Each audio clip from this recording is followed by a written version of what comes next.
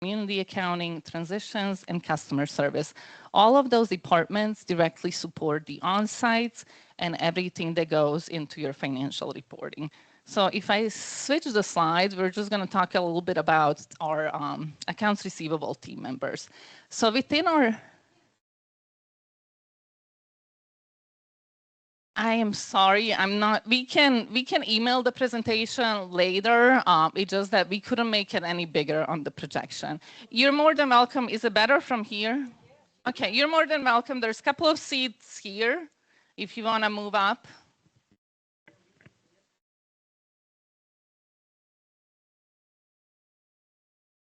Yeah, there's a couple of seats up there, and then all 5 of those are, yeah.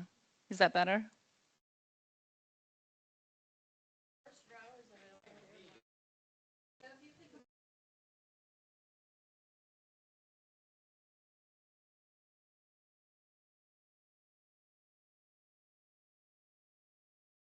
So hopefully that's better. If not, we can email the slides. There's no secrets in there. Obviously, we want to be fully transparent. When it comes to our accounts receivable team, we have the director of accounts receivable that's overseeing the billing manager and the collection manager. That in that team alone, we have about 24 employees just for the accounts receivable. What the accounts receivable team does is they'll handle all the homeowner payments that come in. Even with the payments that are coming in, we're utilizing a lockbox that's provided through Western Alliance Bank, which is the bank that holds your funds. So that PO box address, for some of you that are mailing your payments, that is where your payments are going. They're going directly to the bank. That way our team members are not handling your personal checks, your personal information, everything's handled by the bank. And then what happens on a daily basis, the bank will provide us with a payment file that gets uploaded to our accounting system, and then the payments are posted to your ledgers. Depending on what your billing frequency is it quarterly? Quarterly, okay. So as you know, each quarter you're going to receive a statement from Coral Canyon that CCMC provides on behalf of the association. Obviously, as you get that statement, it's going to reflect all of your charges, all of your payments, and any activity that transpired on your account. With that, obviously, you want to make sure it's all accurate, but on a quarterly basis, we'll send those out. The accounts receivable team will also process collections based on your collection policy. Now, each association will have a different collection policy. We'll follow whatever your collection policy is. So for homeowners that are late, that are delinquent, obviously we'll move them within the collection stages. We'll send the late letters, demand letters, we'll file liens, and then if needed, move it all the way up to the attorney. So all of that is handled by the accounts receivable team. They'll handle all of those transactions.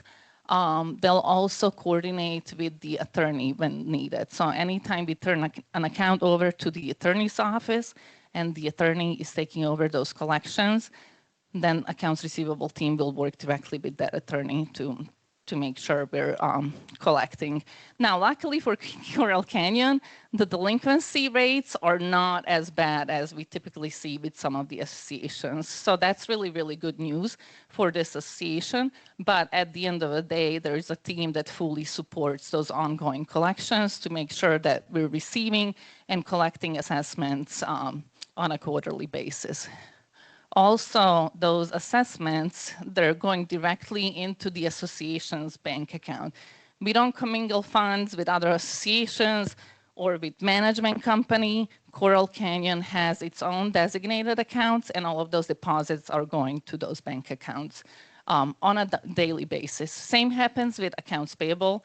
As we're paying your invoices, those payments are issued out of your bank account.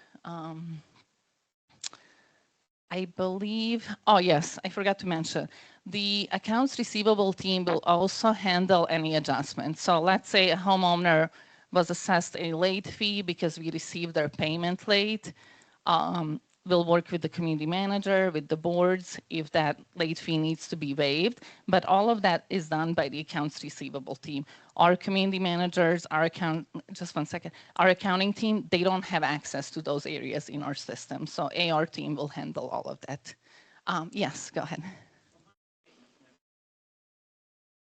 They don't, so then please reach out, or we can look at your ledger after this meeting, but your payment should definitely be reflected on your statement. Okay, so we can take a look at that. But this is a perfect example why, as you get your statement and why we issue your statement, is that you should be looking at those and confirming everything is accurate. What happens a lot is, because payments are processed by our logbox, if a homeowner doesn't specifically indicate their account number, it's possible that your payment was misdeposited to somebody else's account. So again, it's really important that as soon as you notice something, that you notify us, because our team can do the research and figure out where your payment was posted. Mm-hmm. Okay. We'll take a look at it, because it should be reflecting activity for them.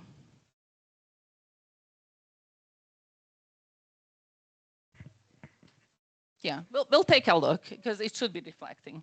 I'm going to move on to the accounts payable team. So in addition to the accounts receivable team, our accounts payable team will process all the payments to the vendors, depending on the payment method that the vendor chooses. Now, some of the vendors choose to be paid by credit card, some of the vendors choose to be paid by check. It's all driven by what the vendor prefers.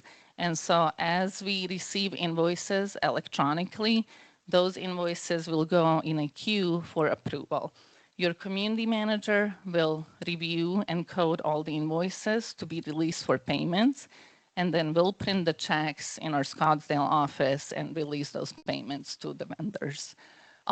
We also have capabilities. Again, we're all about transparency, so we do have capabilities if we have some communities where board members are also choosing to review and approve invoices. So in those instances, we can also set up workflows, and we can add board members as additional approvals. What that means is, when a manager codes and approves the invoice for payment, before that invoice is released, it's going to route over to the board member, and then they would approve it and release it for payment. Again, not every association chooses to go that route, but we definitely have that option. The other thing that our accounts payable team does is they'll set up all the vendors. So for example, your community manager doesn't have access to our system to add new vendors. So if a new vendor needs to be added for a community manager is going to fill out vendor paperwork, and then we're going to confirm that is a valid vendor, that we have a W-9 on file, that we have proper insurance on file, and that we have everything that we need in order to set up that vendor.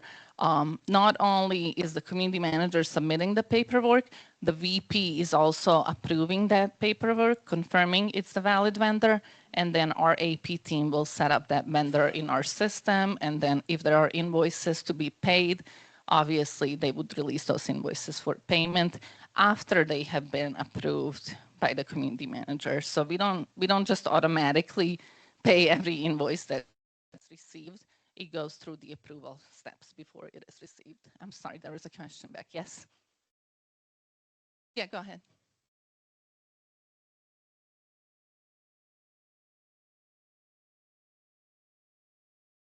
No. Right. Exact. Designated email address, or the vendor submit invoices electronically. When the vendor submit the invoices, that invoice is processed for the amount that the vendor submitted. We don't mark up any of your vendor invoices or do anything like that. Yes. Mm-hmm.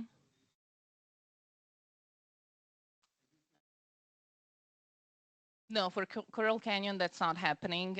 I was just mentioning that is an option. So if there is a future need for that, we can definitely provide that as additional option.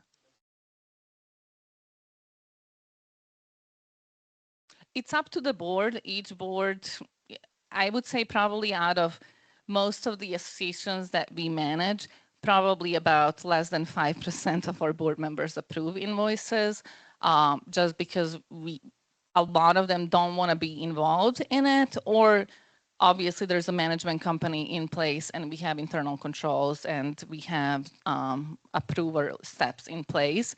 At the end of each month, which we're going to get into a little bit later, when we prepare your financial statements, we produce all of those documents. So everything that's related to your financial, every paid invoice that we issued, it's included in the paid invoice file and it's available to the board members for review.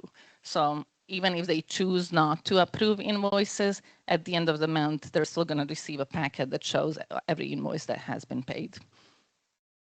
One thing I did forget to mention is we also use a positive pay file with the bank. Unfortunately, there has been so much fraud. I mean, it's just not in our industry, in every industry. We're constantly seeing instances where vendors' mailboxes were broken into, checks stolen, and then they're counterfeited and deposited. What's great about Positive Pay File is on a daily basis, we'll provide the bank with the payment file with all the checks that we issued that didn't clear the bank yet. So if there's any fraudulent check that ever tries to present to the association's bank account, with Positive Pay File, the bank will flag it for us. And then on a daily basis, our accounts payable team is going to go in and confirm whether that check is valid or whether that's a counterfeit check. And unfortunately, we're catching those on a daily basis. But again, it's additional security in place to protect the association's funds. So that is happening daily. I don't know if we had exceptions with Coral Canyon, but I know we're seeing it on a daily basis. Same thing with ACH. If somebody tries to, if we see an unauthorized ACH transaction trying to post to the association's bank account, our Positive Pay file, our Positive Pay will flag that and will have the opportunity to decision that item before it can get cleared. Yes.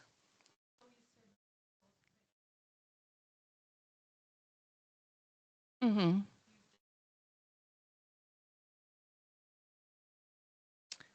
Yes, we track the expiration dates, and then we also have the vendors list us as certificate holders. So if there's any changes, then obviously we're going to get notified by their insurance carrier as well.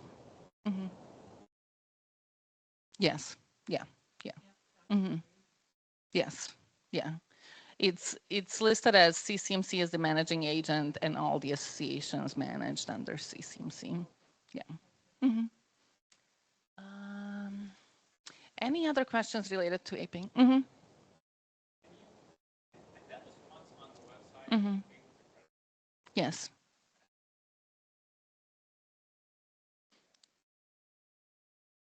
Yeah. So if you're paying your assessments via credit card, there is a 3.5% processing fee depending on the transaction amount.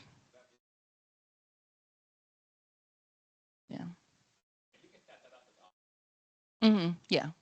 Yeah. If you set up the recurring auto pays, then it's free. But if you do a one-time credit card payment or one-time e-check payment, I believe e-check payment is at $295 and credit card payment is at 3.5% of the. Mm-hmm. Yes. Yeah. Mm-hmm. Yeah. I don't know that you can do auto pay on credit card, but with your bank information, you can do auto pay. Yeah. Mm-hmm. Mm-hmm. Yeah. Yeah. You have the option. No, we have the option for auto pay. Yeah, not with the credit card. It's got to be with the banking information. Yeah, yeah, yeah. And that is the banking requirement. We don't store any of your personal banking information. We made that decision for a reason. Obviously, A lot of management companies are constantly getting their data is getting breached, and so like that is the first thing that gets breached. And honestly, we didn't want anything to do with that. So even for the homeowners that are signed up on auto pay, all of that is managed by the bank because obviously they have the security and everything needed in place. Mm-hmm. Yeah. Yeah. Yeah. Mm-hmm. Yeah.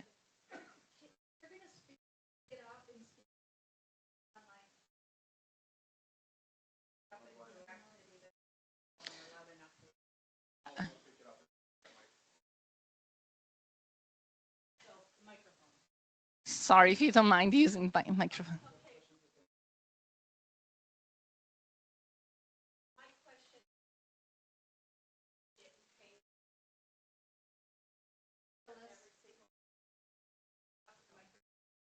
Yeah.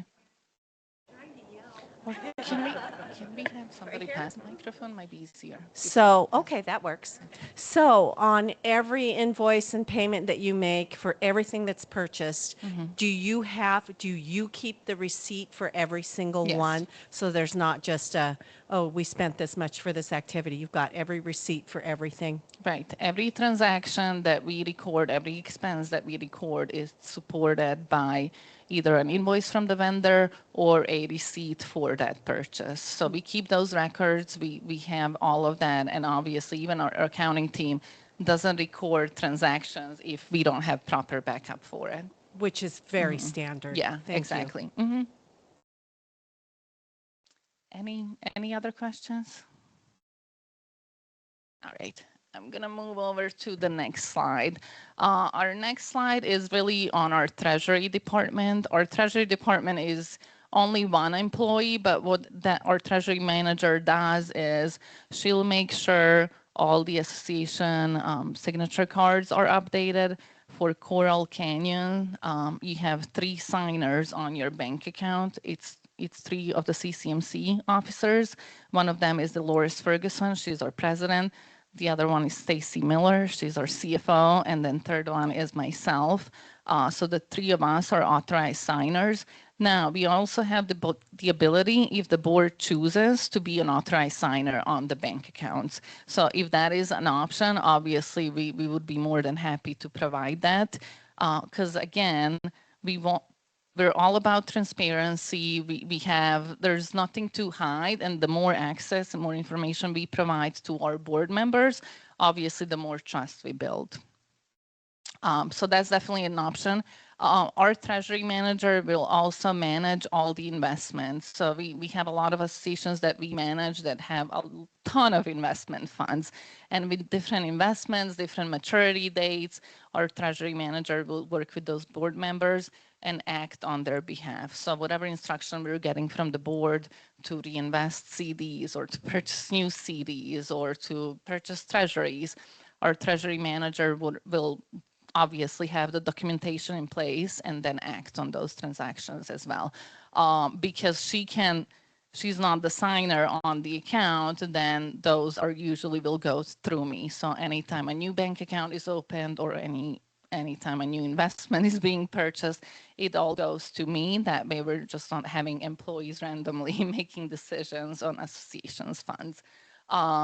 She'll also, like I mentioned, maintain and update signature cards and provide any access that our board members are choosing. And then each month, she'll download all the bank statements for our accounting team so we can go ahead and reconcile those bank accounts. Yes, sorry, go ahead. So quick question. Over the last 3 years, there's been 10 accounts closed and 14 accounts open for Coral Canyon. Can you tell us what that was all about? Yes, so if you recall, I think it was in 2023, we went through a banking change. So we changed from Pacific Western Bank to Western Alliance Bank because Coral Canyon has 6 different funds and we reconcile all of your funds on a monthly basis. We don't commingle those funds. So each fund will have at least one operating bank account and at least one reserve bank account. So when we close Pacific Western bank accounts, we set up new accounts with Western Alliance Bank. And then Coral Canyon has, I believe, additional accounts with Southwest Heritage Bank, just because those accounts are earning a little bit more of a higher interest than what Western Alliance Bank provides. Oakwood was another bank that was providing a little bit of a higher interest at the time. So again, we'll work with the board. We don't just randomly open bank accounts. We'll provide interest rates with different banks, and then whatever option the board chooses, we'll set up those accounts. The reason we decided to switch from Pacific Western Bank to Western Alliance Bank back in 2023 is because at the time, some of you might recall there was a bank that went under Silicon Valley Bank, and Pacific Western Bank didn't provide, they didn't have insured cash sweep accounts. We utilized that heavily with Western Alliance Bank. What that means is obviously with FDIC insurance, it insures up to 250,000. So anything in excess of 250,000 means that we would need to find a different bank and place those deposits with a different bank. What was really attractive about Western Alliance Bank is they provided those insured cash sweep accounts. So now, even if the association has, like, let's say you have about $500,000 in your operating account, with the insured cash sweep, Western Alliance Bank manages that directly, and they'll sweep those funds to the partner banks that are part of the IntraFi network. And then at the end of the month, we get one bank statement that shows where all the deposits are. So that was the driving decision related. We wanted to ensure that at all times funds are fully FDIC insured. In addition to that, we were able to set up positive pay. That wasn't an option with the prior bank. So the reason you saw so many accounts being closed is because we had to close every operating and every reserve account that we had with Pacific Western Bank. Just a question, what is the flow between money, or how is the transactions like that?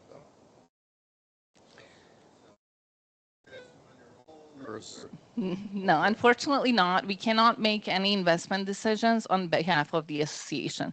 So any money movement, if you're moving funds from one bank account to another, all of that is being approved by the board. And most of the time, the reason you would see that is because there is a different, like for example, Southwest Heritage Bank currently offers very competitive rates. So some of your reserve funds, it could be even a portion of operating, I could be wrong, I'm going to need to check it, is sitting, it's just deposited with that bank because they provide a little bit of a higher rate. But we don't randomly move your funds. We need to have board's approval for that. So you talked about the rates. Mm-hmm. These accounts.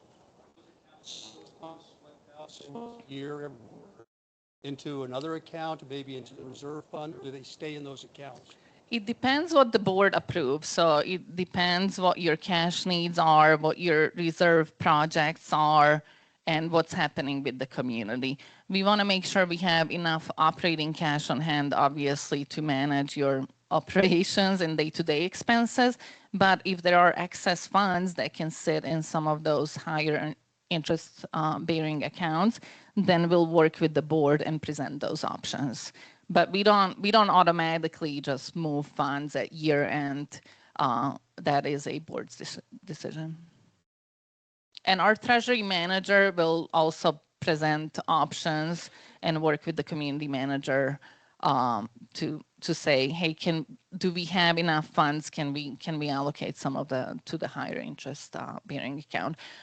The reason Western Alliance Bank doesn't offer such competitive rates is because they also provide like lockbox services, positive pay, insured cash sweep, all of that for free. They don't charge the association for that. Any other questions?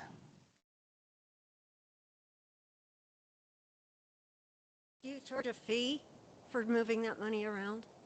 No, I don't believe the contract has any fees, so no, we Okay. don't charge it. And then I was asked to ask, CCMC underspent their budget by $83,000 in '24 and '25.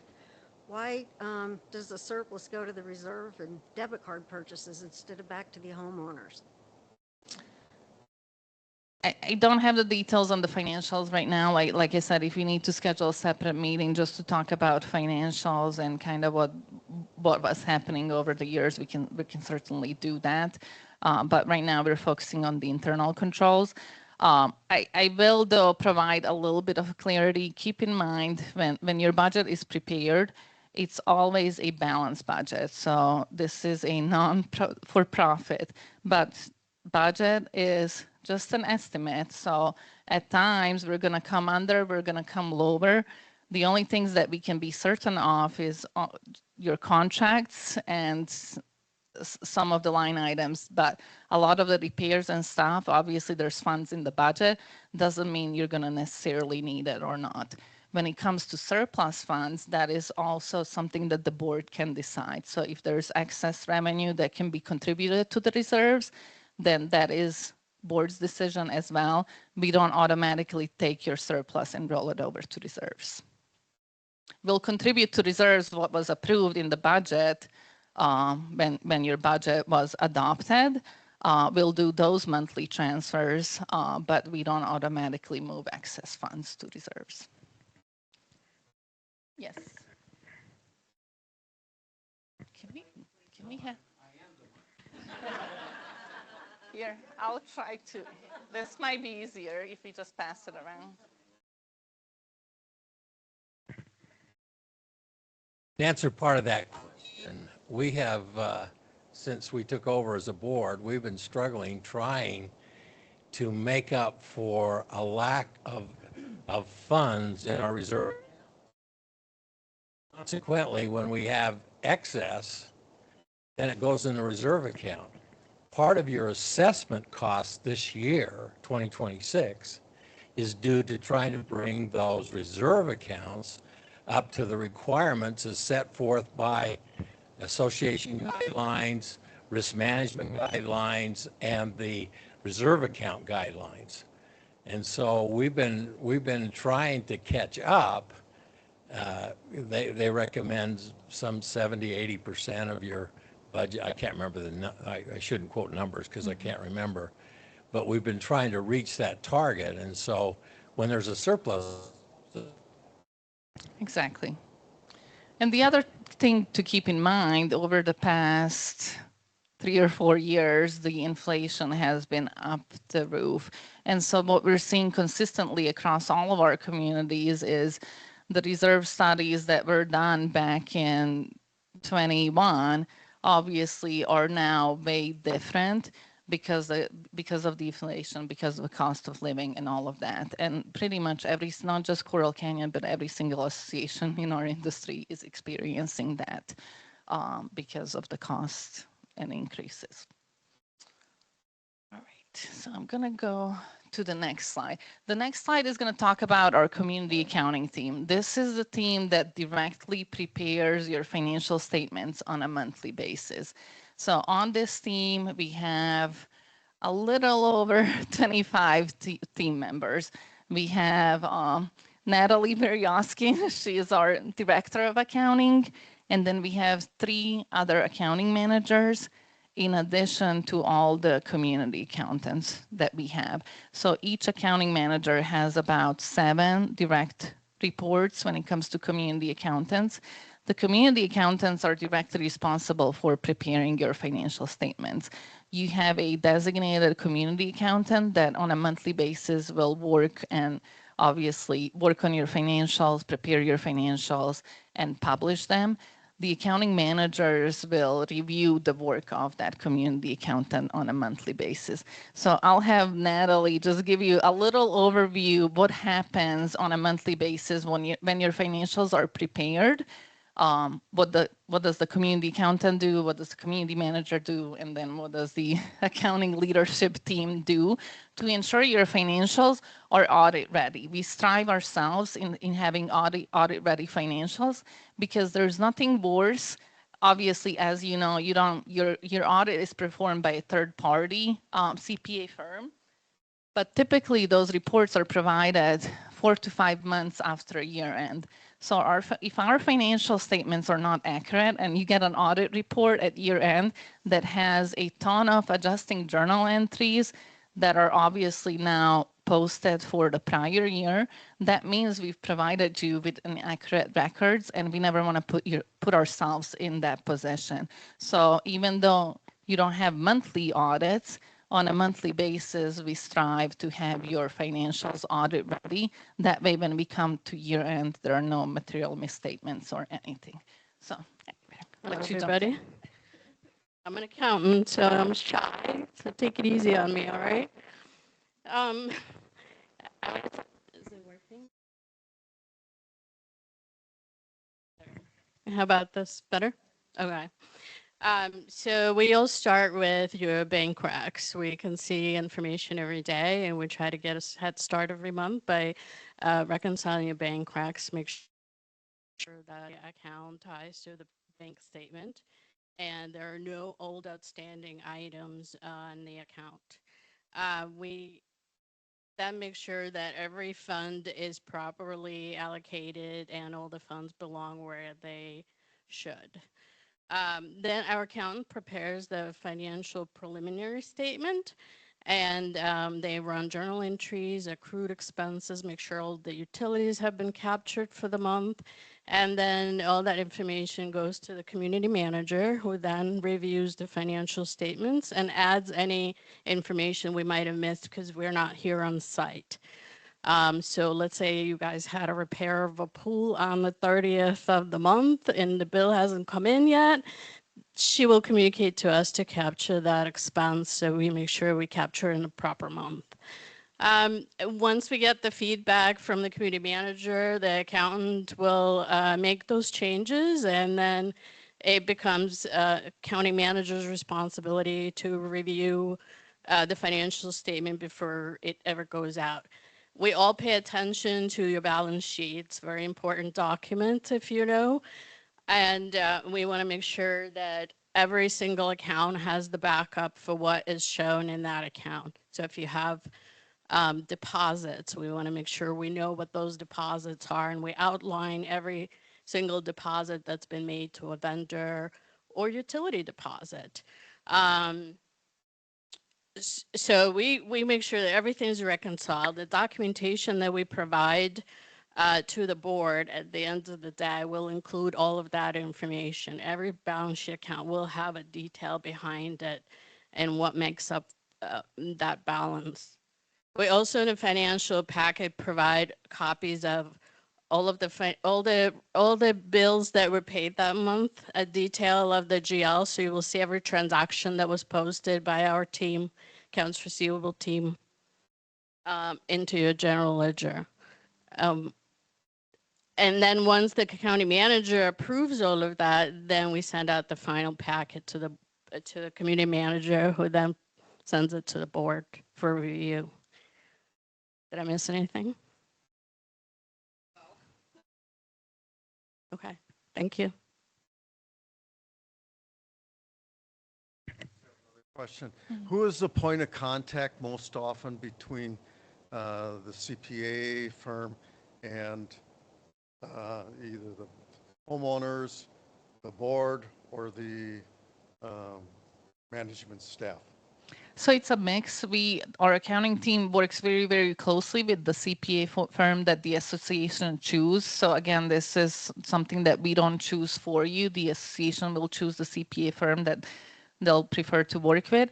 At year end, we'll provide all the documents, everything related to the financials, backup everything, and then whatever follow-up questions the CPA firm might have. A lot of the times they'll look at the variances and they'll ask for reasonable explanations. So at that point, we would work with the community manager to provide those. It's mostly our accounting team that is working closely with the CPA firm, but there are times that the community manager is involved as well.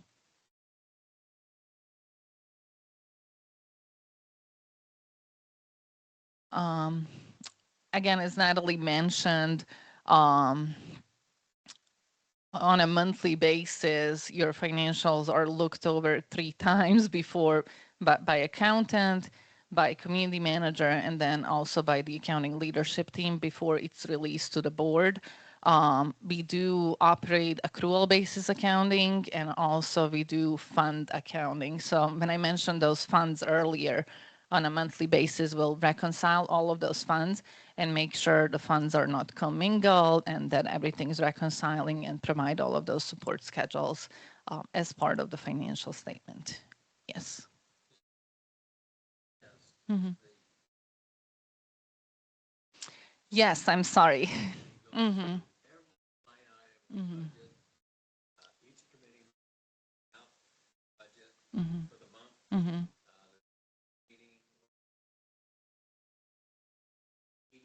Mhm.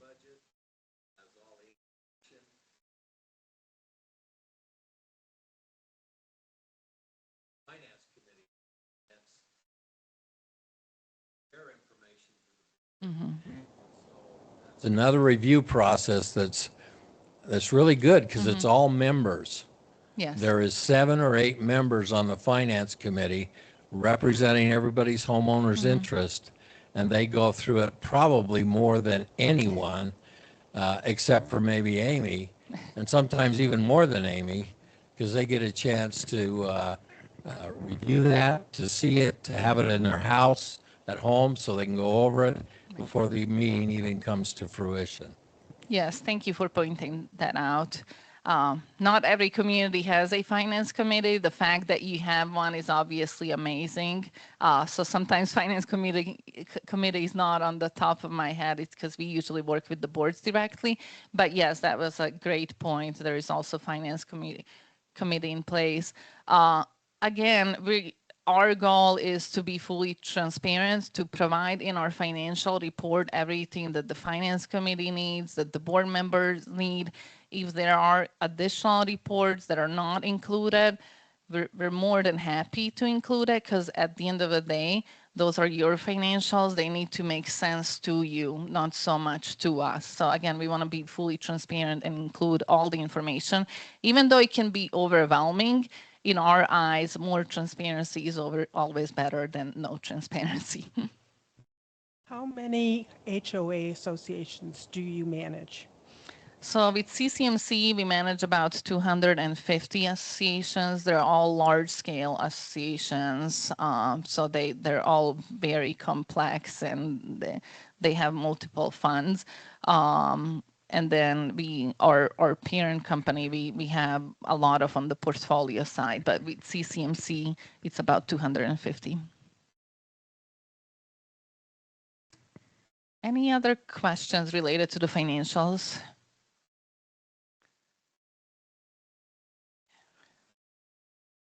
I'm gonna go over to the next slide. Yes, go ahead. Right. So I'm just looking at the Utah laws, and I'm wondering, under transparency and document access, it says HOAs must retain, in addition to those documents that were previously required by the law, the past 3 years of management committee meetings, profit and loss statements, balance sheets. They have to respond to an HOA member's document request within 2 weeks and at no cost if the documents are shared electronically.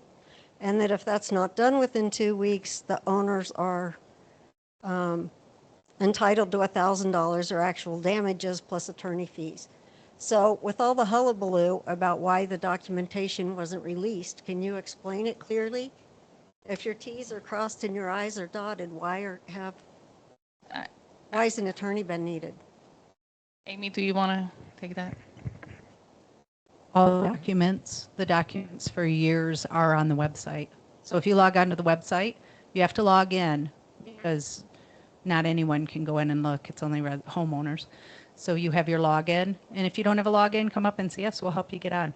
Go in, go to the resident section, the financials, everything's on there. That's true, then why was an attorney needed? And I'll just talk to you then. And why is everything redacted on the forms that the attorney received? Unfortunately, I can't speak on that because I wasn't directly involved in that, but Amy, if you have additional information. Said you work with CCMC here. Bev, she's not involved with the attorney. Okay. Are you one or is anyone or who is involved? The board, I guess I don't understand what your question is. All the financials are online, but Utah law states what the HOA has to provide online, and the ombudsman, also the Utah ombudsman opinion, and their opinion states the balance sheets and the income statements. We've had those online for years. And the audit's online, the reserve study's online, all the contracts are online. Anything you want to see is on the website, but you have to log in. If you need help, let me know. We'll show you how.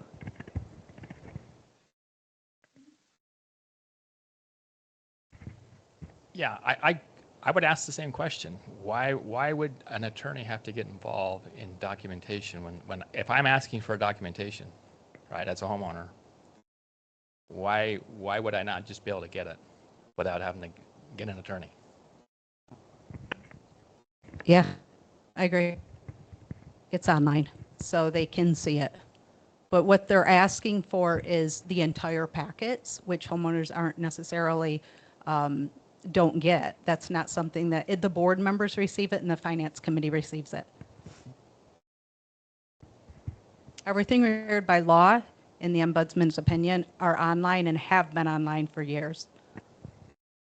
And available too. If you wanted to come in for a hard copy, we'd be happy to get that for you. Can you name the ombudsman?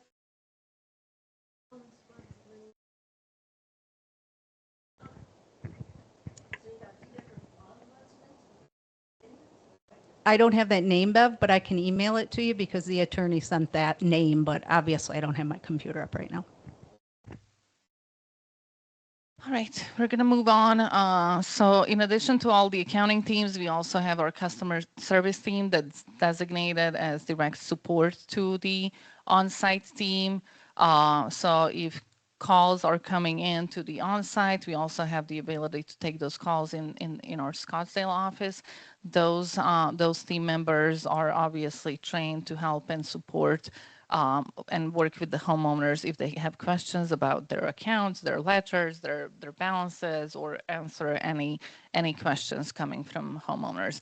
All of our calls are also recorded, and we obviously use that for training purposes, but also if we need to go back and re-listen to some of those calls. We also have Spanish-speaking language available for our homeowners that need that assistance. And then last of our accounting team is the community transition team. That team is strictly designated just to handle all of the new business that's coming in, making sure that we're receiving all the documentation that we need, that we're receiving everything related to the financials, all the bank statements, all the final funds. So that's obviously for our new business. And unfortunately, when it happens, when we have to part ways with some of the communities that exit, that team will also handle all the exiting paperwork to ensure the new management company has everything that they need to successfully start managing that association. We don't hold records, so if the association is exiting, then we'll work with that new management company to provide them with everything that we have. So that pretty much covers all of our internal controls, all of our accounting departments. Again, one thing I didn't mention is we also have information technology department that is obviously overseeing all of our information, InfoSec, cybersecurity, and also user access. So all of that is managed by our IT department. So our user access are set up based on the roles. Our users don't have access to the system globally, can access everything.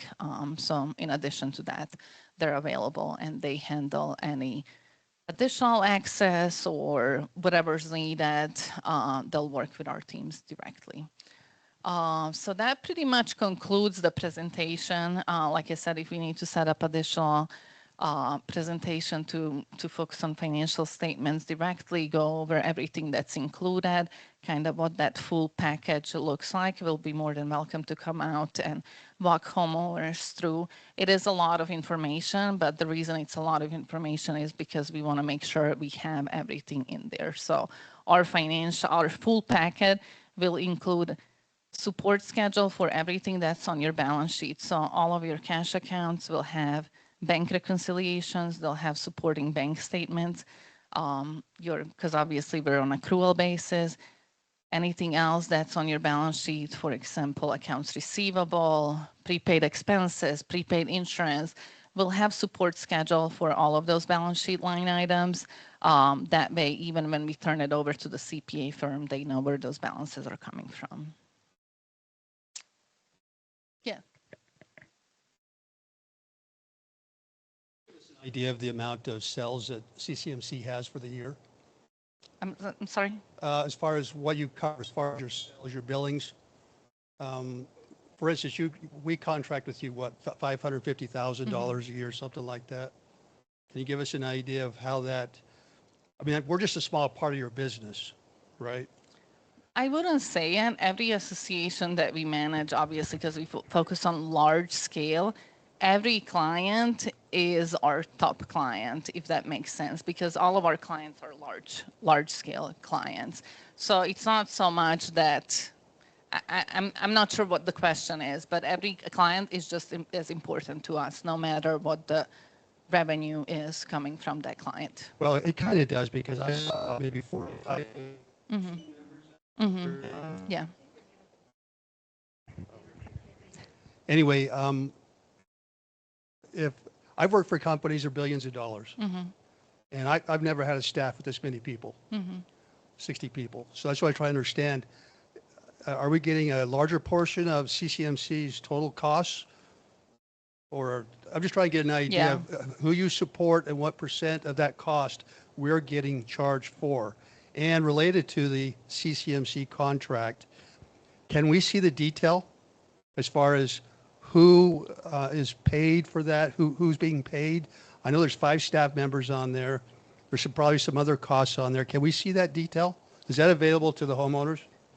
Amy, correct me if I'm wrong, but your management contract includes the management fee and then includes the on-site salaries. All the back office support that we've seen, that's all calculated as part of the management fee. So can we see the salary separate for the 5 individuals? Can we see that information? I don't know if we're privy to that or not, so I can understand how much is management fee. No, I think Elon talked about this, the president, at the last meeting, the Meet the Candidates. And CCMC is a contract, so that we're paid by CCMC. We're not directly employed by Coral Canyon. So. That's why I was curious to know. I'd like to know how much management fee we're getting for all of this versus the 5 employees that are also being paid. Good question. Right, but whatever your contract is, whatever the management fee is in that contract, there's no breakdown as far as if you wanted to split it out, okay, how much is this allocated to the accounting team? All of that support that we just looked at comes included as part of that management contract. I understand, but you have that information. You have to have that information to determine how much to bill us, right? I mean, you have to have it. So I'm just trying to understand if that can be shared with the homeowners or not. Because I've asked for it several times, and I don't get an answer. Yeah, but I don't think we have the information because it's just, we bill based on what your management fee You build from the bottom is, up. You have to build up from the bottom up. So you know what your employees cost, and you're going to add something on there for management fee. Anyway, is there any way we can see that detail? No, you don't see individual salaries. It's just like, take, for instance, the landscapers. The landscaper doesn't say, hey, I pay this guy this much, this guy this much. That's his business. Well, it's the same thing. We're a contract. Yeah, you can't see individual salaries. Okay. One of the bank accounts that you maintain or that you monitor, review, whatever, is a debit card, right? Over the last 3 years, there's been about $70,000+ spent on the debit card. Who safeguards that card? Who can use it, first of all? Who can use it? Sure. That's questions been answered a few times. I have a card, and our operations director, Jason Clement, has one. Who safeguards those? Are they kept by you and Jason? Yes. And who reviews those? All receipts are provided for every transaction. I'm trying to tell you. At the end of the month, I'm sent a reconciliation, a spreadsheet. I have to match up receipts with each of those transactions. I fill that out, we code it to every GL that needs to be coded to, and then I send it to my vice president, Scott Jagel, who reviews it, and also the GL accountant, they also review it. And just to add to that, that debit card is a separate bank account. Exactly. So, yeah, yep. I'm aware And of that. Yeah, so what happens on a monthly basis, that account is limited, I don't know off the top of my head now, we can probably pull it, let's say it's 2,000 monthly spend. We is. don't fund that account until we receive a full reconciliation that has been approved by Scott that has all the detail related to the transaction. So if we don't receive that reconciliation on a monthly basis, then we're not going to fund that debit card. Eventually that account is going to run out of money, and obviously debit card wouldn't be able to use it. But that happens on a monthly basis. Dollars, Yeah, actually. yeah. So it's reviewed. Is there any chance that is there a policy around what it can be used for? Where's that policy maintained? Can we see that? Okay. Yeah. Can it be used to buy lunches? Gift cards?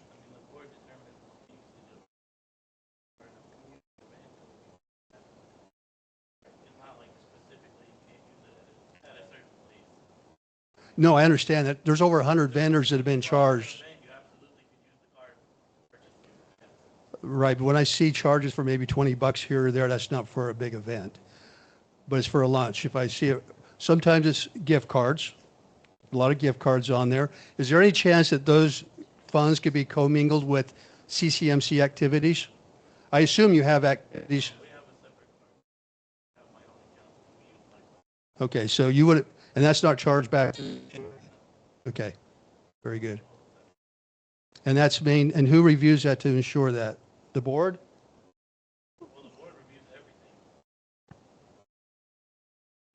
Your finance committee and your board have access to anything that they want to see on your financials to review.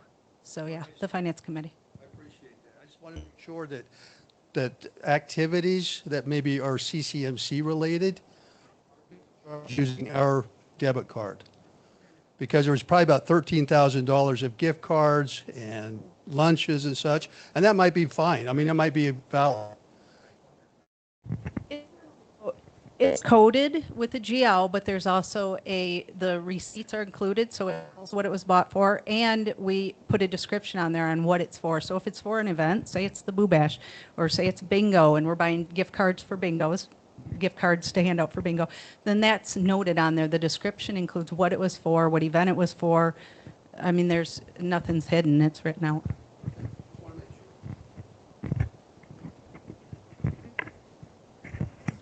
On that topic, Mike, over there, you're on the finance, right? You're on the finance, or not anymore?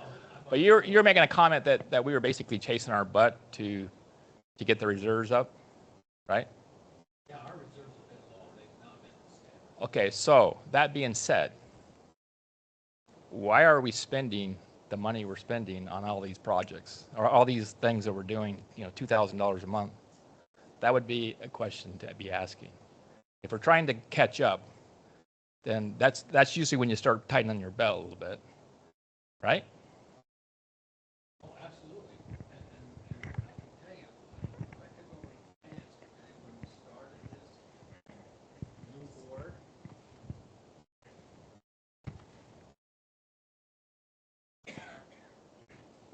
We did have reserve money that was and that group kept that in there. But we found out that we also had $62,000 a year for sprinkler repair and about equivalent for park repair. And so consequently, the money that goes in the reserve is also spent out of the reserve for those major capital projects, which in our case are $60,000 to $90,000 a year. And so to answer the other part of your question, our first finance committee found that the GL codes were not accurate. We found that we had to go through the entire budget and refine that budget. The budget came and for going into that budget.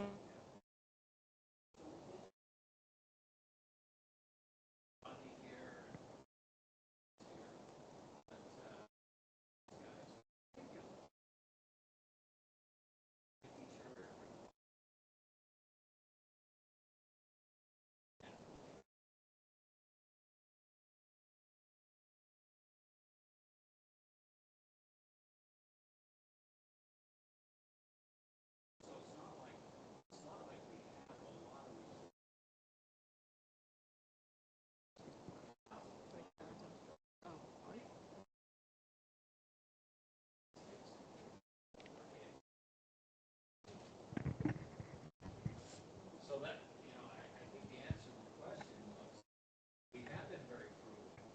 We have $800,000. I'm going low on the HOA. I'm doing current HOA push. So that's about $800,000. If you've been to any amenities, I don't think I've seen you at the clubhouse, but you may have been there. The clubhouse, any of the amenities, the landscaping, we're 2 years into a 4-year landscape irrigation replacement, xeriscaping. The equipment in the gym works now. It's been repaired or replaced. A lot of new equipment in there. It's clean. We've switched vendors. The clubhouse has been overhauled. The pools have been resurfaced. New pool furniture. We've replaced the pool equipment. Air conditioners replaced. Hot tub now that the residents wanted. So anywhere you go, there's been major improvements. Bushes replaced that weren't replaced before. You name it. I mean, we're replacing because when we came in, everything was starting to fall apart at once. Everything was breaking. I understand that. And CCMC, I don't know anything about them. And it sounds like you're doing a great job. It does. I'm just asking the question, if we have so much money, I'm the president of an HOA right now. So I understand how it all works. Okay, so it's either a spending problem or you don't have enough coming in. That's it. Input output. It's simple math, really. So, and that's why when I hear what you said, we're chasing our butt, and then we're doing all these activities and spending. I understand the spending on how much money we got coming in. I can do the math, right? That's why I want to know how many homes we had. 1,338 homes. It's easy math.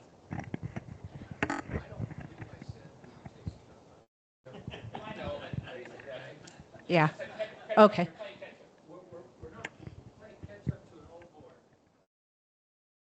Did you have something to say? Excuse me, we have another question here. Care less about homeowners. We're all about the sales. So things didn't get done. So when you look at our budget and you add the numbers up, before I retired, I had a $25 million budget compared to our $1.2 or $1.3 million budget. There's no fluff in there. There's very little contingency in there. And the issue that you bring up is we've been playing catch up to get our reserve account up. This year we put in 150,000 or so into reserve account. If that reserve account had been flush at 80, 90% of our operating budget, we wouldn't be playing catch up right now. We wouldn't have. Most of your assessment this year is playing catch up into the reserve account.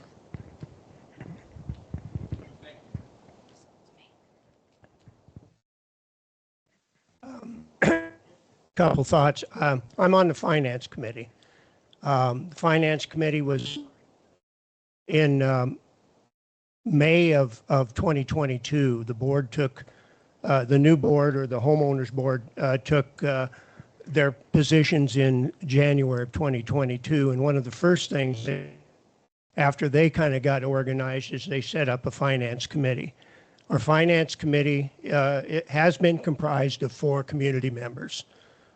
We all have different backgrounds, and we have an interest in the community, and then there's a board member that leads our committee. And we have very good discussions. We look at everything in detail. Debit cards, for example.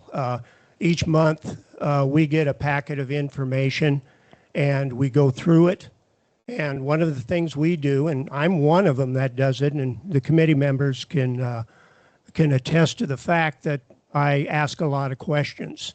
And I was in today talking to Amy, and she gave me about 30 minutes of her time for about 3 simple questions, and we went into some detail. One of the things I looked at was debit cards and how that was being set up because we had a new form.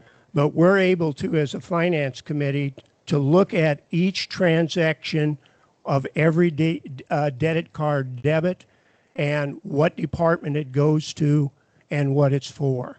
And if we need to see the invoices, we do have access to that. It's not in our, but we have access to it. And if there's a question and we want to look at that, that can be done. So we do look at that. And I can guarantee you that the stuff that is spent on debit card is spent on things that are budgeted at a line item. And the other thing that I want to mention is we were talking about investments a little bit. The investment side of things really was initiated through our finance committee. And one of the first things that we started noticing is we had cash setting in some accounts that wasn't really drawing any interest. And timing on it because interest rates started going up. And I think we had some accounts that were getting about a little over 5% interest. Now, we don't have a lot of accounts that have a lot of cash in them because the cash we get in is designed to be spent for projects and for operating the things that provide services to us as a community. One of the things that we do have most of our investments in is our reserve account. And the reserve account is really a capital reserve account because it's for capital projects. Most of those projects are things that we know are going to happen. Pools got to have resurfacing and a lot of different things, but what we can't control is the timing. We may look at a report that says, well, this thing should last 7 years, but all of a sudden in 4 years, it breaks down and we either take it out of commission or we fix it. Well, if we want to fix it, we got to have the money available, and that's why you have that reserve account. And sometimes you may have a project that they say is going to last 5 years and it lasts 7 years. Well, one of the things we ran into is we had money into the reserve account, but reserve projects weren't being done. And we can blame whoever you want to, but that's the fact. And so what happened, things were breaking and they had to be fixed. And we saw that they did. We started putting more money into the reserve account so that we can protect everybody as a homeowner. So all of a sudden we don't go out, or the board doesn't have to go out and say, oops, we've got a $300,000 project. We got to fix it.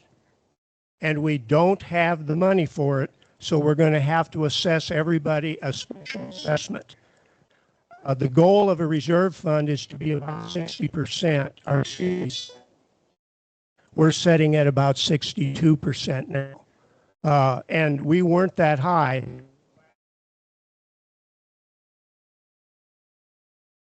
Our reserve study actually, we were trying to look to the future.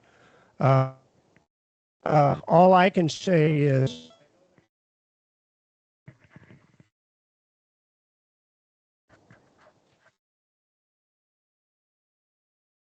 I can assure you from the perspective of the finance committee is we do look at things. We ask a lot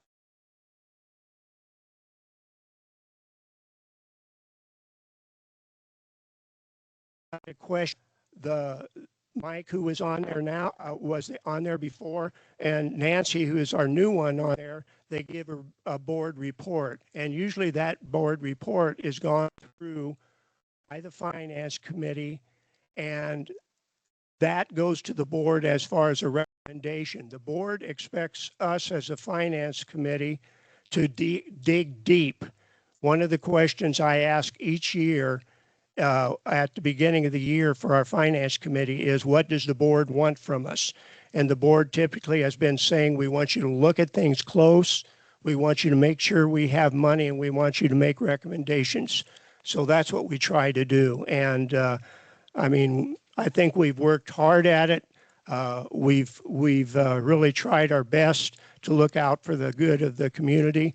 We work with the board, but we also work separately from the board. And we understand that the board is the one that ultimately will make the decision, but we make recommendations to them. And I think our finances are heading in the right direction. And the thing we're at now, I come from the public sector, and I dealt with school finance. I used to get school finances in Nebraska, is where I grew up and worked, was the greatest part of property taxes. And one of the things I would get taxpayers asking me is, why is our property taxes so high? And one of the things I would tell them, the board can set that property tax at whatever level you want. It's a matter of, what do you want to give up? And that's where we're at.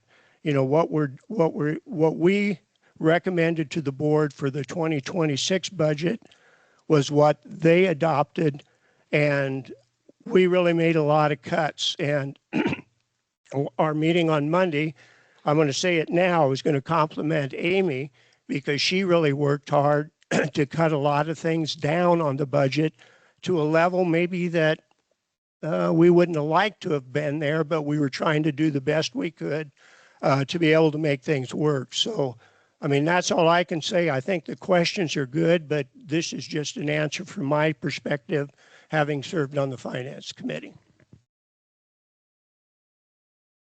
My question then is, I guess, it looks like we have we don't, our association here is 30 years old.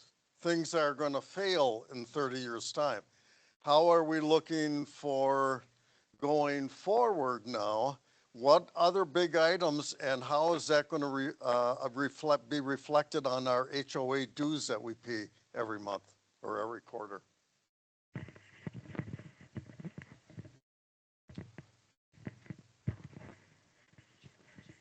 One of the things that we tried to do as a new board and as a new finance committee was to make sure we adequately funded those expenses that we see down the road. And I think that's what you're referring to.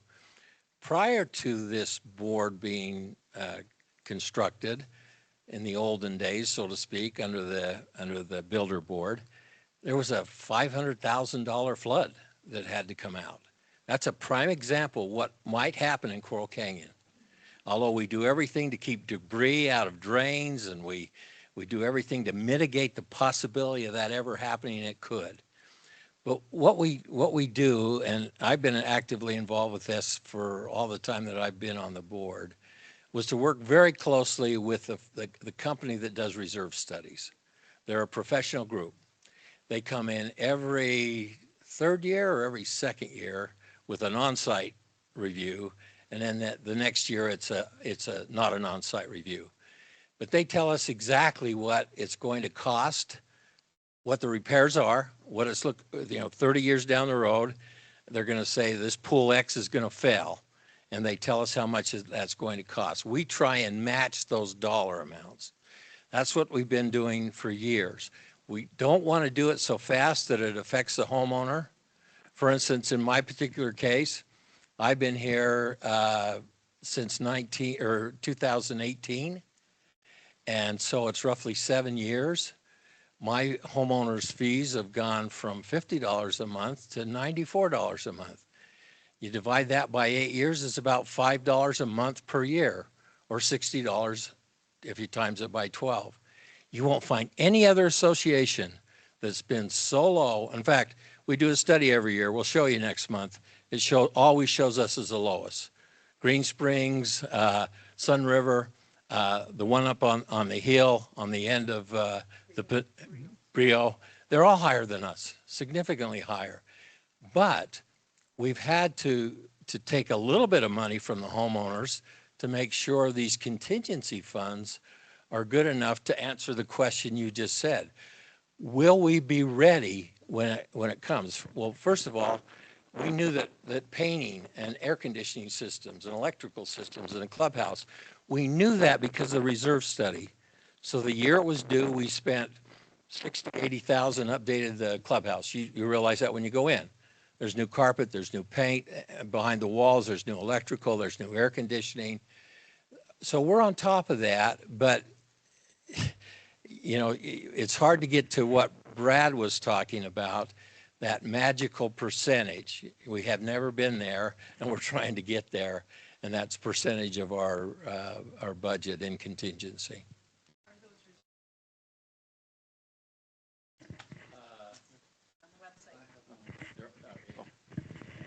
As a homeowner, I think one of the benefits is to have that affordable and very attractive HOA fee that we have now.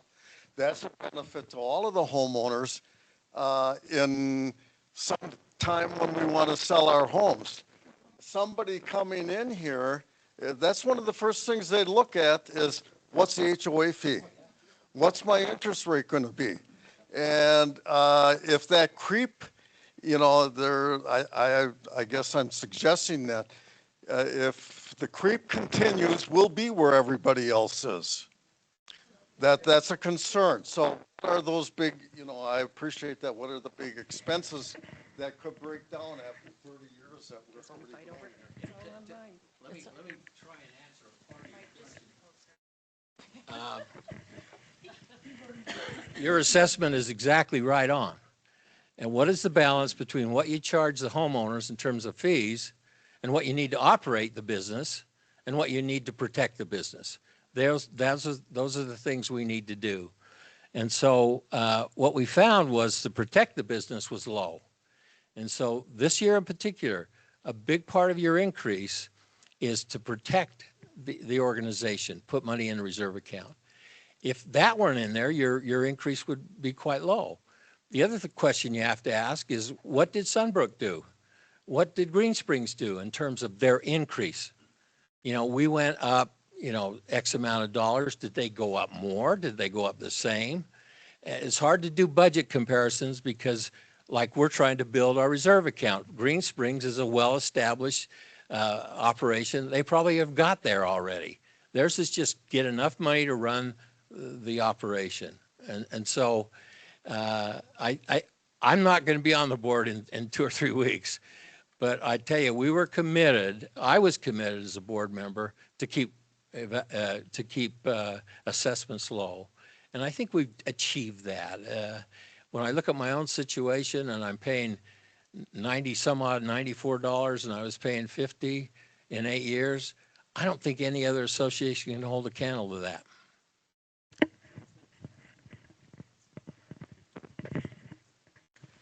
My name is Rodney, and I too am on the Finance Committee. We as a committee are very dedicated. I mean, we're homeowners the same as you are. We will be impacted by things that come out of that committee. The board, we make recommendations to the board based on all of the information that we received from CCMC. When you're dealing with money, you need to have accountability. There needs to be a paper trail in place. And there is one in place, and most of it that I research is on the website. Other things that are not on the website, we can get from CCMC. But when we make a recommendation to the board, we have to have backing behind it, why we made those recommendations.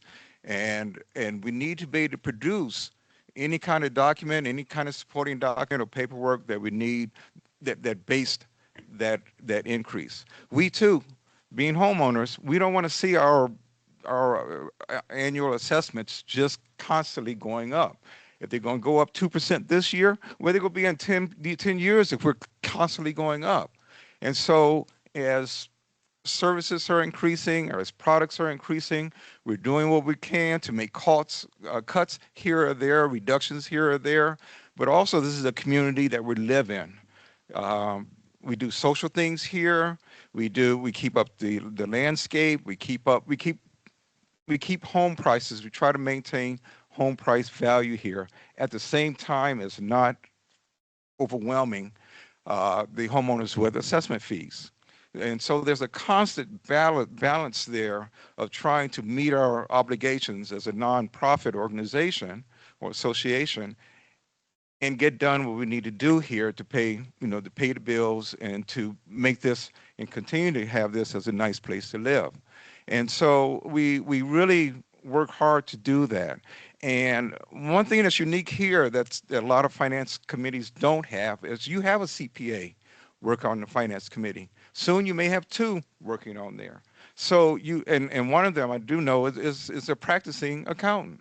So you have people that are looking at how much we're paying in taxes, how much the investments are, making recommendations of moving investments to max out what we're getting for those investments, making suggestions on moving what we have in our savings account to max out the interest rates for that.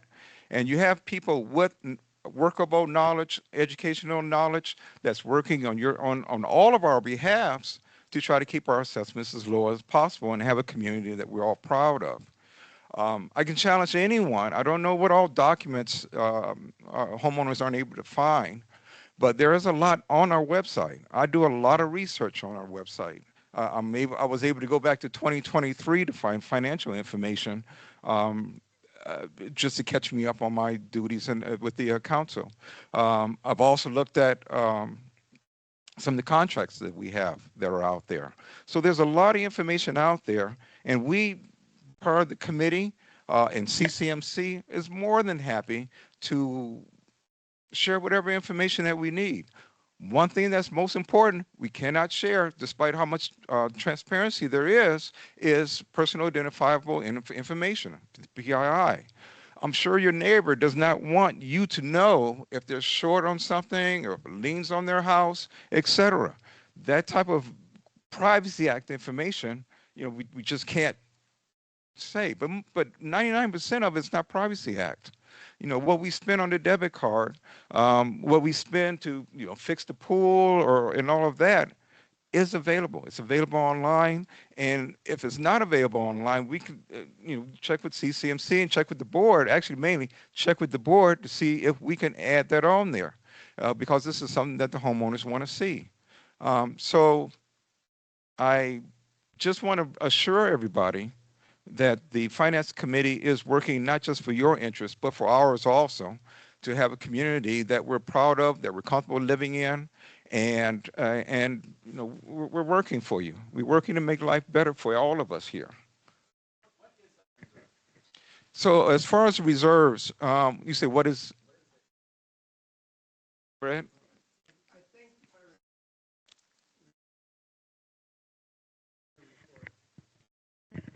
If I remember, it's $540 or something like that. $540,000. I said 540, didn't I? That's a little low. It's somewhere around there, which is around 62%. But I think the interesting thing is too, this last year we put in 180,000 into the reserves, but I think we spent like 174,000. So we didn't make much of a gain. This next year, that's been up to 200,000 to go into the reserves. And I think right now we're budgeted around 150,000 to be spent out of the reserves. So we're only going to gain a little bit. So to get moving up is going to take some time. And if you look about 4 years down the road, according to the reserve study, we're projected to have a cost of 300 and some thousand out of the reserves. So committee looked at the reserve study looks 30 years ahead. We don't do that on our committee. We looked a year ahead, 2 years ahead. And that's why we upped it, because we were looking down the road. If we're going to have 300,000 come out of it and we're only sitting there with 500, that isn't a very safe place to be.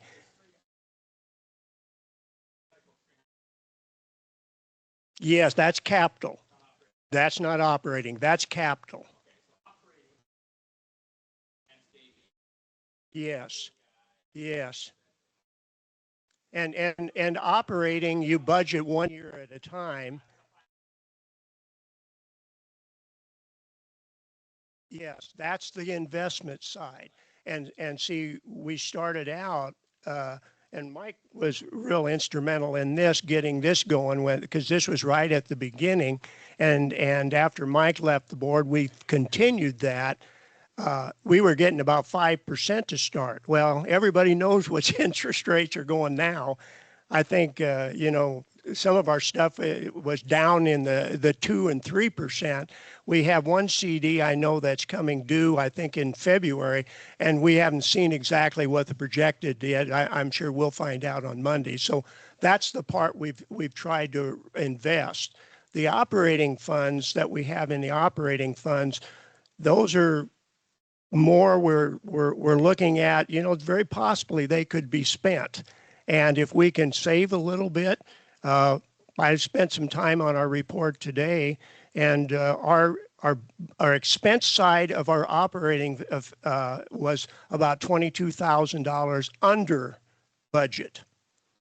And you throw that out and say that we budgeted $67,000 for water, and we spent like 90,000, and you can't control water rates. And it wasn't that our usage was going up, because we did some projects to reduce our usage, but that's what the rates were. Imagine what it would have been if we wouldn't have done some of the projects with the rebates. So if we're 10% or more short on the recommended percent that we should have, how are get there?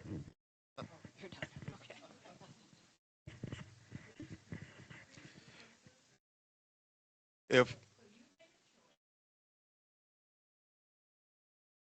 yeah, we keep in focus to protect the assessments, the monthly assessments.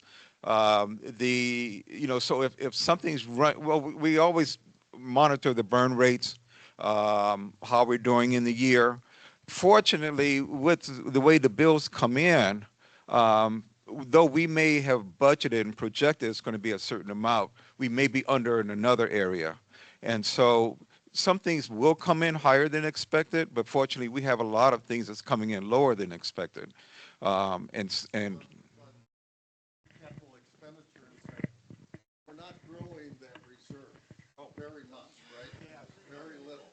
So when should we get there? In the capital reserve, one of our members made up an Excel tool. And so we're monitoring the projects, you know, what's in there, what do we anticipate for I think the next 10 years out.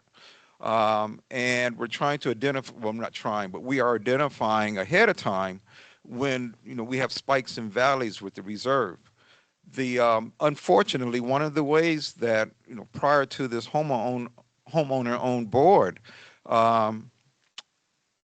prior to them, one of the ways of keeping our assessments where they were was to not do maintenance and not to do the other things that, you know, only fix things. I mean, you only fix things when they broke.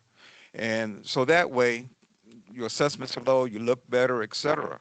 Well, over the years, it's going to bite us eventually.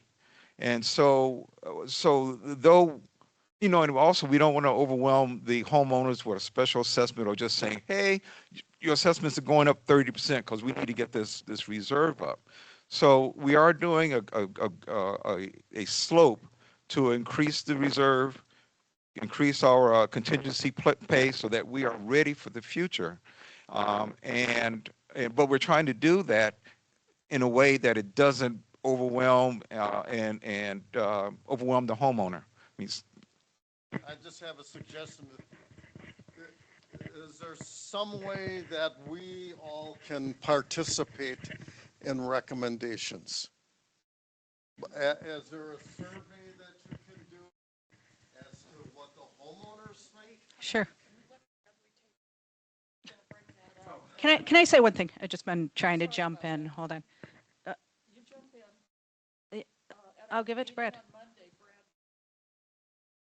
Okay. I want to he's asked a question that I don't know that he's gotten a complete answer to. So each year before the budget season starts, that we start to work on that. Management, look, we review the reserve study. We look, Jason Clement, he's at the amenities almost every day.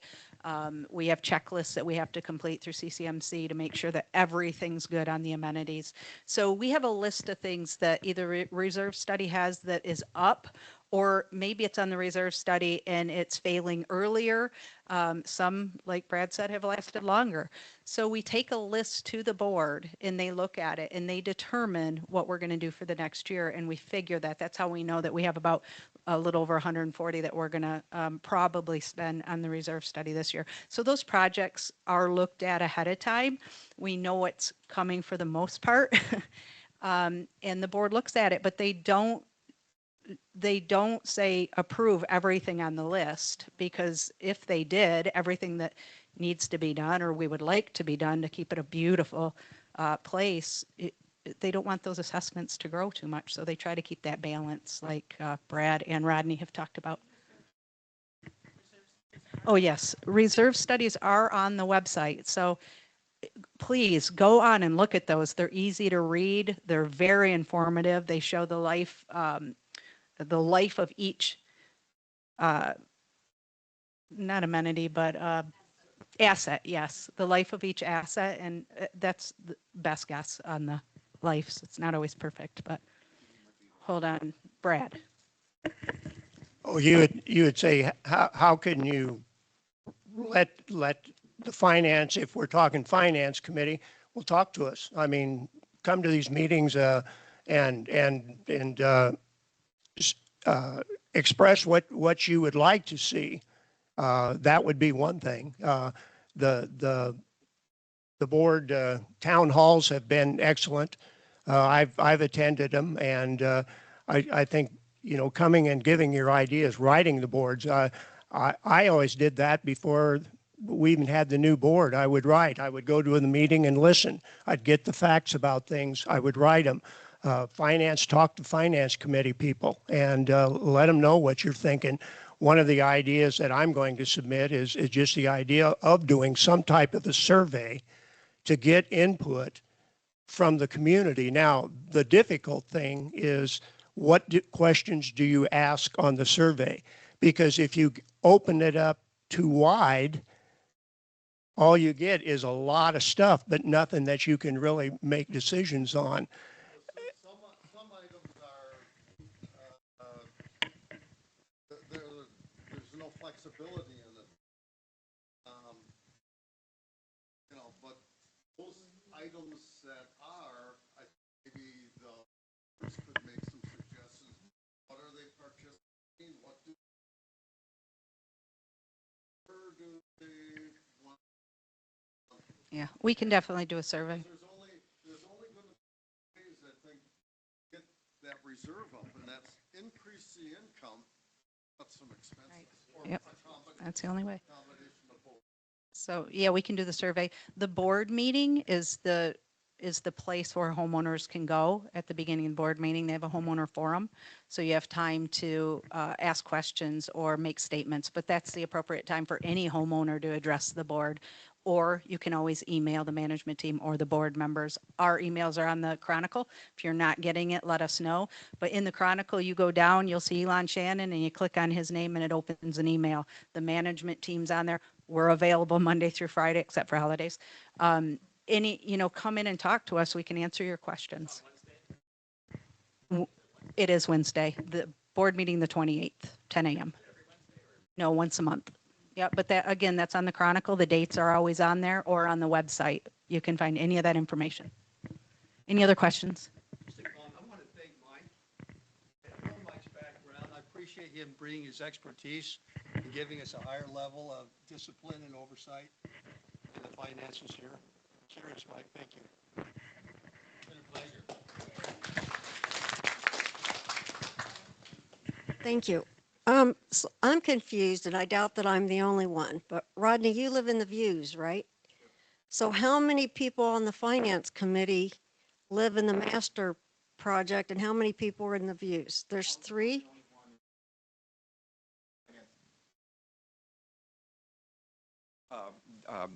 One more homeowner and myself, so we got 2 that are on the committee. The remaining members are all over here, a part of the master community. So who's the other one besides you? Am I allowed? Yeah. David Casson is his name. Okay. And he's So- our CPA, he's our current CPA that's on the committee. Okay, so I'm under the impression that the master community and the Views, neither of our CCNRs say that we will ever become one. So if that is so, then why, and we're 1,300 homes total. So the master plan is 1,200 and something? So, okay, so we're way misrepresented on the Finance Committee. Well, maybe not in your opinion. First you said 3, then you said 2. Even if there's 2 people from the Views, then the Views is overrepresented on the Finance Committee, right? And our finances commingled? I thought just the books were commingled. Nothing's commingled. Nothing's commingled. The Views are 124 homes. They're a part of this master community. They're under they abide by the master CCNRs as well. They're a neighborhood, a benefited neighborhood, but they are Coral Canyon. 1,338 homes include the Views members. So is CCMC contract with the Views and this? Yes, the Views are part of Coral Canyon. The Views are Coral Canyon HOA. Yeah. CCMC manages everyone. The contract is with the homeowners, Coral Canyon Homeowners Association. Because we are subject to the CCNR, we are covered under that same association. So any part of your duty is with the Views? Yes. I thought it was a separate HOA. No. Burke Springs is. I just said it's not a separate business.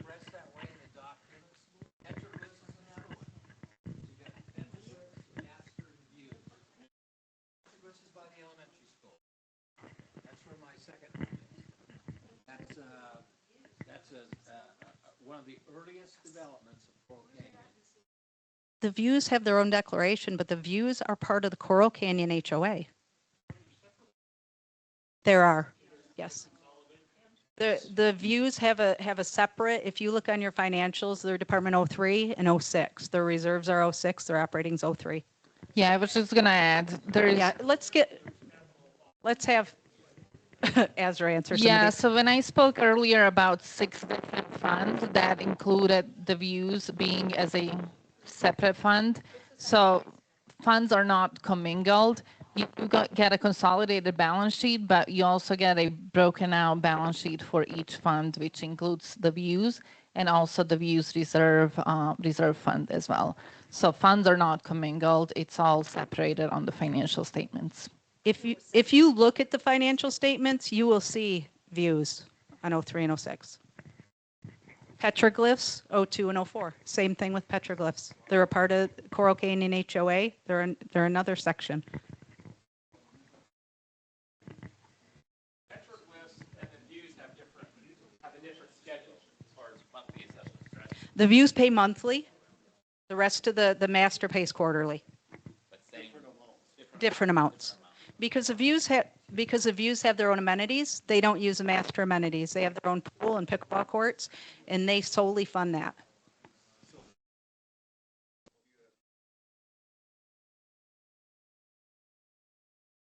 The views pay for their own amenities. 06 is the master pays for their amenities.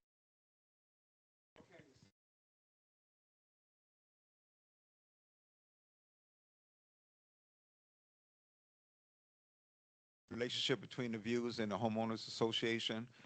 We're trying to work through that and make things more smoothly.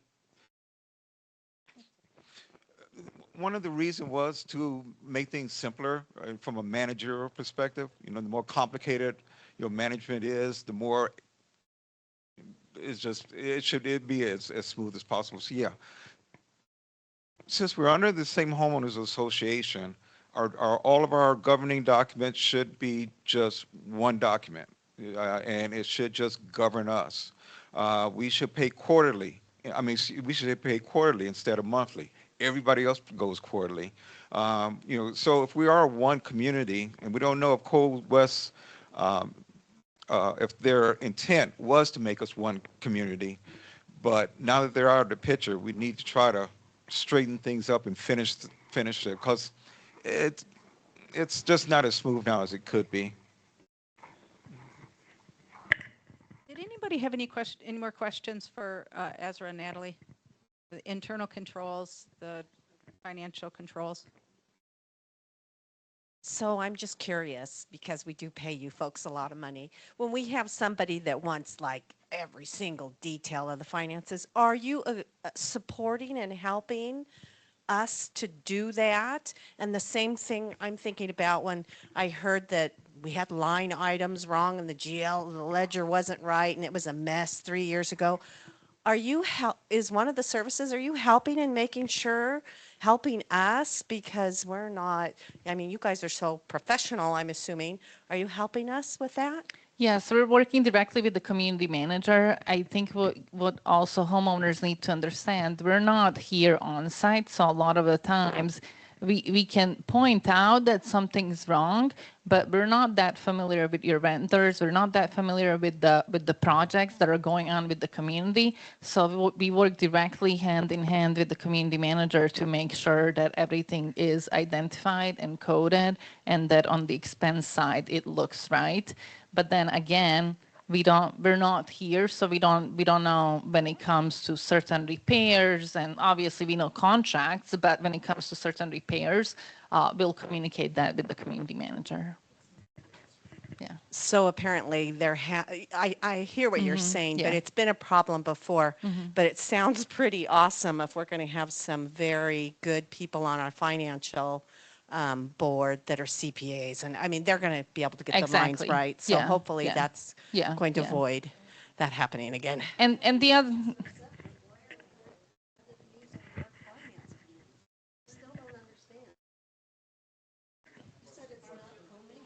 It's part of None the of the community. funds are commingled.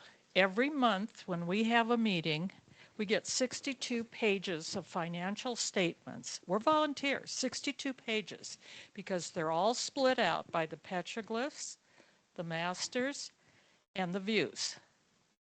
We have to go through all those financial statements to determine if it's positive, negative, or we don't understand. We have Amy available. She answers our questions. If she's not available, we have CCMC's accountants to help us. And sometimes I'm sorry I said yes. And if any of you want to volunteer to take over the position, I'm more than willing to entertain that. But let me tell you, if you want to continue to maintain the value of this community and the value of your homes, there are two things you can do. You can look at helping us determine if we want to increase the revenues or moderate our expenses.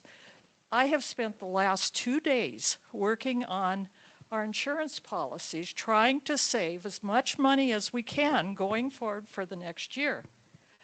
I think we've managed to improve our coverages and save about $2,000. Now that doesn't sound like a lot, but it is when you try to do it for each line item. There's a lot of brains on that committee. I would not have agreed to either join or to take it over if I hadn't had the support of Rodney and Bradley and David, and before him, Mike and Nancy. I'm very emotional about this because I feel like when somebody comes back and says, our dues going up, what was it, $7 a month, is exorbitant. Do you know how hard we worked to get it down to $7 a month? Do you have any questions of me while I have this thing?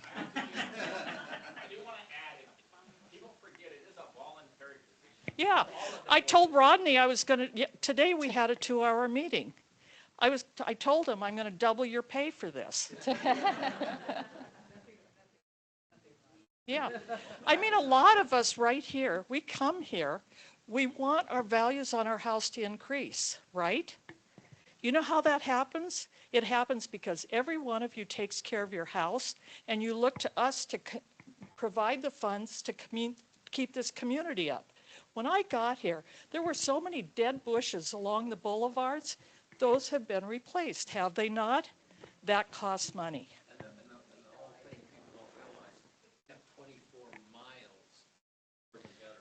And over 8 miles of trails. Yeah, that's over halfway, almost halfway to Cedar City. Right. Which is what we have to maintain every day. Are there any other questions, comments? Volunteers? Yes. I just think we need to acknowledge you. You have a terrific board. Well, stand up. Board members who are here, could you please stand up? Mike, Nancy, Jeff, Paula. I didn't see you. Hi, Paula. These people, the hours that they spend, not just in meetings, but in reviewing everything, it's tremendous. I wouldn't do it again. It's hard. If I can add something, if there were errors or miscoded expenses, if we're obviously not perfect, if we didn't get it right, obviously this is a partnership. We work closely with the board, with the finance committee members. If we got something right, we're always gonna, if we got something wrong, we're always gonna make it right. That's our promise to you. And so if something was miscoded or the expense wasn't classified correctly, we'll restate the financial statement, we'll reissue it. But again, sometimes we're not here, we don't know it all, and so we do rely on that partnership, but we're always gonna make it right. And if we did something wrong, we'll also reimburse the association. I think that's one of the things that we're probably one of the few management companies in this industry that stands by that promise. Mm-hmm. Yes. Mm-hmm. I was just going to ask for comments, and I was just going to say I'm new to the homeowner here, and it would be very helpful, because this is overwhelming to say the least, if you could introduce yourselves before you ask a question, like if you're a homeowner or a board member, because I'm lost. I'm glad you just announced who the 5 board members were. And the board, I'm still not getting emails, but Stacy's helping me work on that. And the Chronicle, yes. I don't even know when the board meeting is and stuff too. So yeah, everybody's been wonderful, I have to say that, and helpful. So I appreciate it.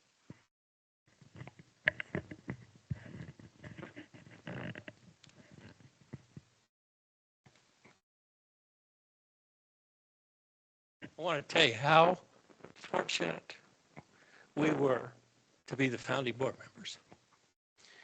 And I appreciate your comments, your comments about what we've done, and I appreciate your comments about me. But it was fun. It was really fun to be the founding board members. We didn't know a thing. We were in the dark. We were trying to find our way, and we learned very quickly. We had to. But it was a joy to work with the founding board members and the others that have come on subsequently. we investigated everything. Lawyers looked at everything we were doing. We didn't just venture out on our own and say, well, we know what's right. We're just going to do this. And so as a Trailblazer board, it was so fun to represent you. I think we've done it very well.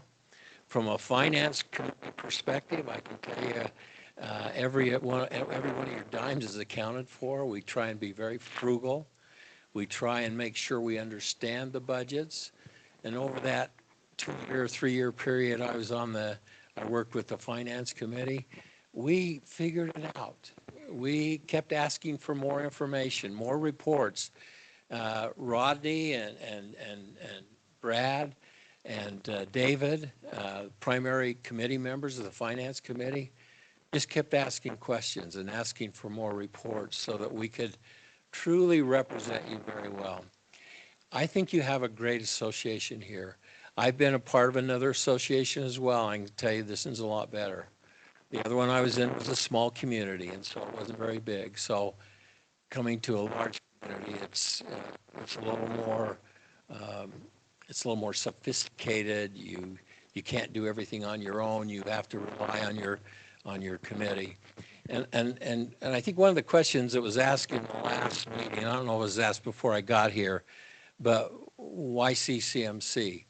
Well, we asked that same question as a board. About 2 years ago, we said, we're not sure we want to stay with CCMC. Let's open up bids. So we went out, we got 3 bids, and we found one's expenses were up here, and another was here, and CCMC was right here. They just changed the management staff. So we were starting to feel good about the management staff we had. So we went with CCMC. And I, for one, have not regretted that. I think it's a great company, and they've done us very well. Do they make mistakes? They probably do. But every time they do make a mistake and we find it, they fix it.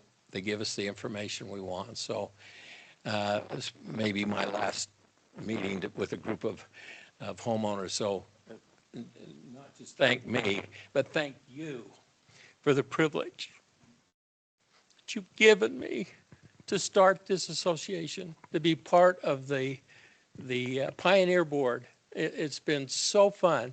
I have worked with tremendous people. Ray Olson, Ray Olson and your husband, Bill Starks, myself, Elin Shannon, and Nancy were the founding board members. And boy, we just took off and didn't know what we were doing, but we found out how to do it, and we did as much as we could. So thank you. It's been my privilege.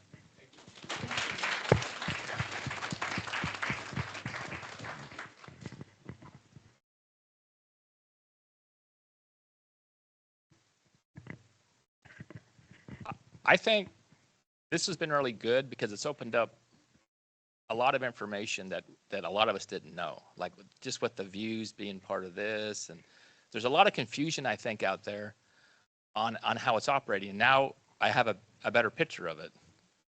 So this has been really good.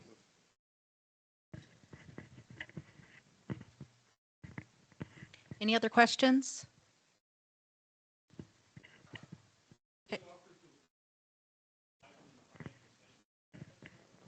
Yes, we can certainly. I can work with Amy and with the board and finance committee, and we can get that scheduled. Mm-hmm.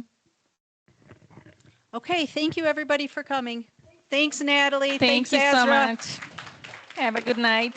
Thank you.